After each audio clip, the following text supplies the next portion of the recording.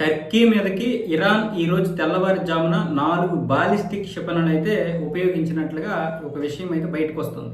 దీనికి సంబంధించి అమెరికా నిజము కాదని చెప్పడం లేదు, అలాగే అబద్ధమని చెప్పడం లేదు. టర్కీ మాత్రం ఇరాన్ దాడి చేసినట్లుగా చెప్తుంది. ఇలా కనుక మరొక దాడి చేస్తే మేము ఇరాన్ మీద తీవ్రమైనటువంటి దాడి చేయాల్సి వస్తుందని కూడా హెచ్చరికలు జారీ చేసింది. ఎక్కడంటే ఈరోజు తెల్లవారుజామున 3:25 4 బాలిస్టిక్ క్షిపణులు అమెరికా స్థావరం వైపు, అంటే టర్కీలో ఉన్నటువంటి అదానా ప్రాంతంలో అమెరికాకు చెందినటువంటి స్థావరం మీద కొన్ని బాంబులు ఉన్నాయి. B-61 రకపు అణుబాంబులు ఉన్నాయి. ఆ యొక్క అణుబాంబుల వైపు అయితే 4 బాలిస్టిక్ క్షిపణులు అయితే ఇరాన్ ప్రయోగించింది. వాటిని నాటోకు చెందినటువంటి రక్షణ కవచం ఏదైతే ఉందో డిఫెన్స్ సిస్టమ్, అది వెంటనే యాక్టివేట్ అయ్యి వాటిని అయితే గాల్లోనే పేల్చేసిందంట.